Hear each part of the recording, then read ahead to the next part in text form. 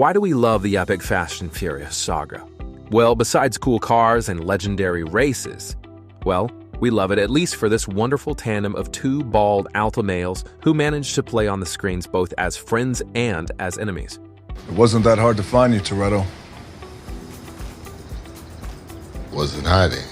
And what can you say about real life? The conflict between Vin Diesel and Dwayne Johnson went beyond the written script and had a continuation in reality. I'll see you soon. Now you won't. Fans of the franchise were at a loss. The media was full of details that contradicted each other, and the verbal battles spread to social networks and interviews. This is Truth Chronicles, and today we will try to shed light on the whole incomprehensible situation between the two alpha males of the franchise. How did the conflict between the actors begin, and who of them is really to blame? Are you ready? We're starting. At first, nothing foretold troubles. On the contrary, after the release of Fast and Furious, the fourth part of the saga, new energy was simply needed in order to revive the franchise, which noticeably dragged on. The appearance of Dwayne Johnson impacted well on Fast 5. The fifth part collected half as much at the box office as the previous part, and it is worth paying tribute to our today couple. You're going down, Toretto. I'm right here. By the way, during the promotion of the upcoming Fast 5, both walking testosterone spoke only the best about each other.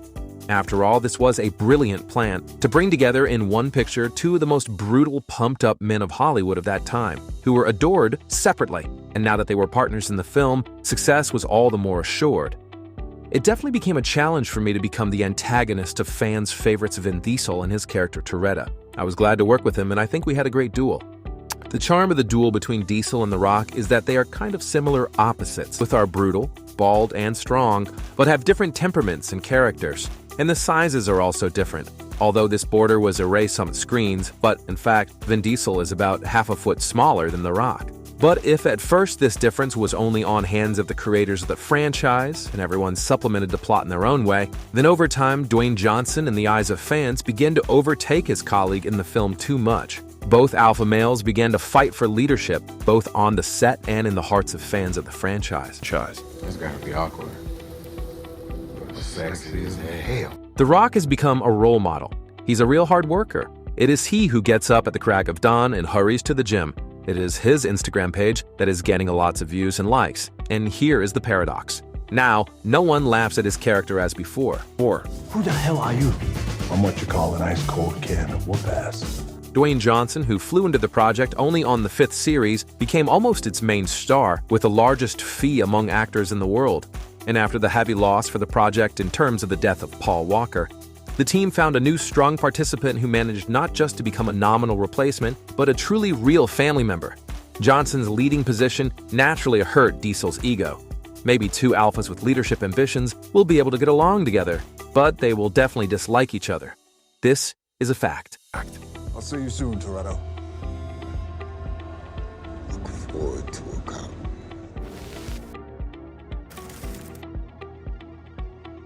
Why did the conflict arise? Colleagues in the filming process, eyewitnesses of all the events, stated that the story began with Diesel's remarks to The Rock. You just earned yourself a dance with the devil boy. They were connected with the fact that Dwayne allegedly constantly came to the set with great delays due to increased employment in other projects and frequent flights. And sometimes he didn't come at all. This greatly disrupted the schedule according to which the entire film crew was moving and, of course, angered some of its participants. Actually, it was Diesel's fault as the producer of the project and one of its most ancient participants that Dwayne's attitude to the work was very annoying. Although there is also completely opposite information which says that it was vice versa. The whole team loved The Rock very much for his hard work and responsible attitude to work. And this was the reason for Diesel's jealousy. What do you think? Which of these versions is more realistic? Who is the blame for the conflict? Share your opinion in the comments. Another aspect of the conflict was the cold-veiled confrontation in social networks. After the release of Fast 5 on his Instagram page, Dwayne Johnson published posts of the following nature. There's no other franchise that gets my blood boiling more than this one. My female co-stars are always amazing and I love them. My male co-stars, however, are a different story. Some conduct themselves as stand-up men and true professionals, while others don't.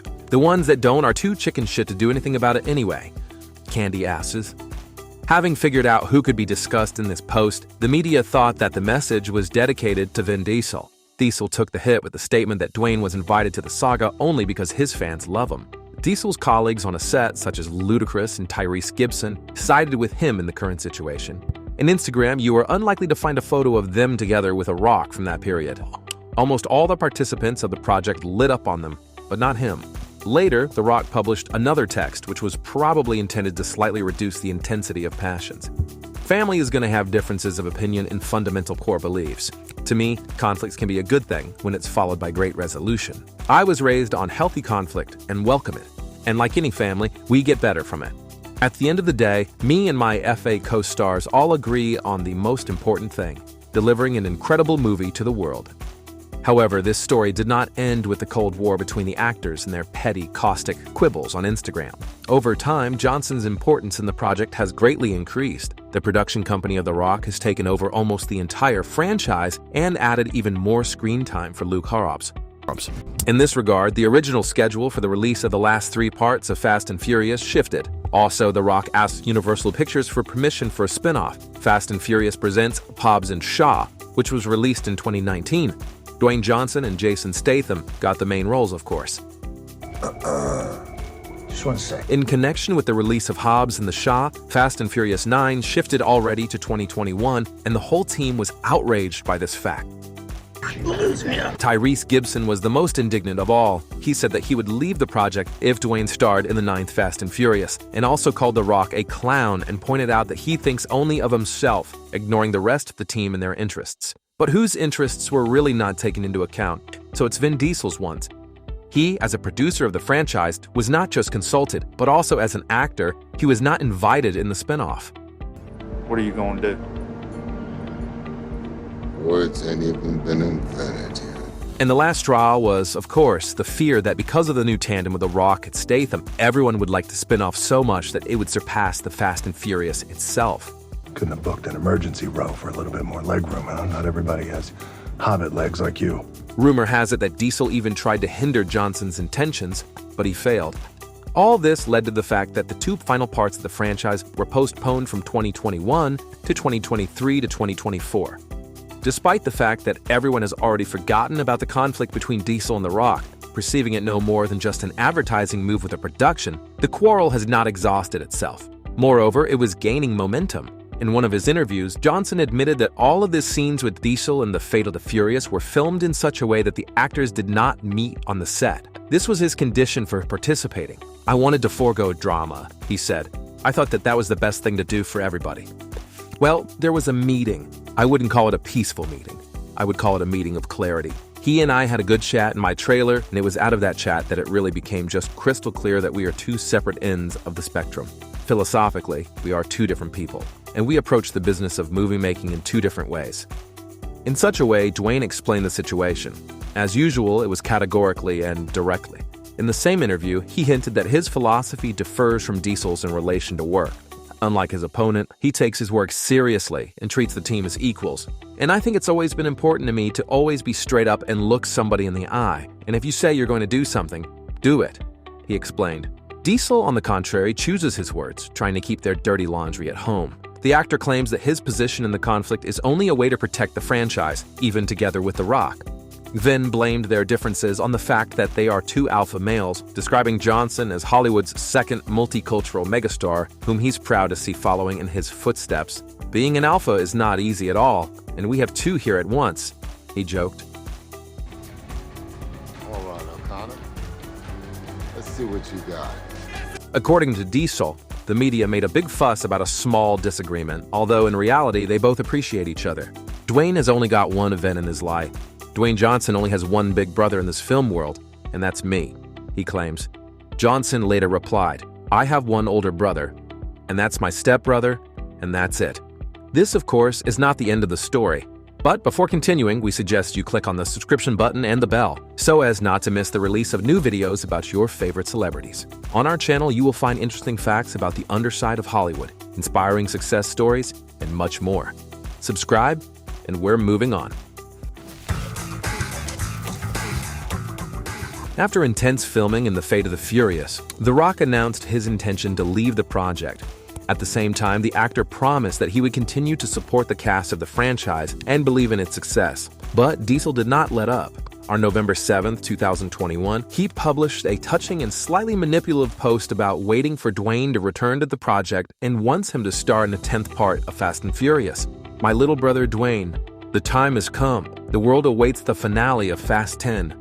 This was the beginning of the call to return to the team, but Johnson did not appreciate the revelation. In an interview with The Hollywood Reporter, Johnson said, "I laughed, and I laughed hard. I think everyone had a laugh at that, and I'll leave it at that. And that I've wished them well. I wish them well in Fast 9, and I wish them the best of luck on Fast 10 and Fast 11, and the rest of the Fast and Furious movies they do that will be without me." It is unknown whether The Rock will change its decision.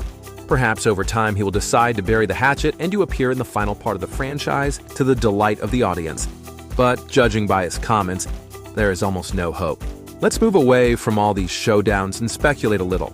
We all understand that a franchise needs The Rock more than The Rock needs a franchise. His filmography of recent years includes starring roles in 2 sequels of the popular science fiction film Jumanji, in the disaster film Rampage, as well as the action films Skyscraper, Black Adam, and Red Notice. Dwayne Johnson's torso lit up on all screens and offers keep coming in. In general, even if there is no Fast and Furious in Dwayne Johnson's life, he won't lose a lot. But things are different with Diesel. If there's a huge demand for Dwayne in recent years, then Vin Diesel, in order to keep himself in good shape and remain a star on the screen, really needs Fast and Furious. Judge for yourself.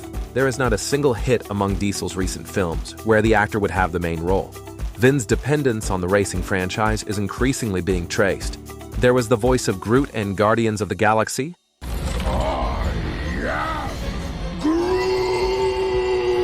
Avengers 4, and in 2 more parts of Guardians of the Galaxy in his acting piggy bank over the past few years. There was also the main role in the superhero movie Bloodshot, which failed at the box office.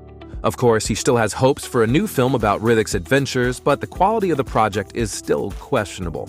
Dominic Toretto and his lifeline, which can easily turn into a stone that can drag his career to the bottom if the final Fast and Furious fails.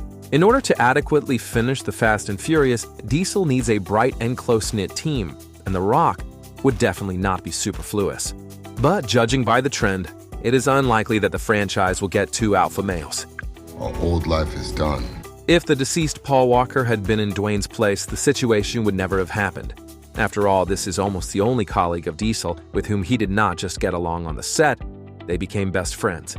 Vin played an important role in the life of the deceased family. Walker and Diesel maintained good relations until the tragic incident, which left a lot of questions. What really happened to the famous actor, and who was to blame for this? Click on the link and find out the details of Paul Walker's death. We will also be grateful if you like this video. Truth Chronicles is with you.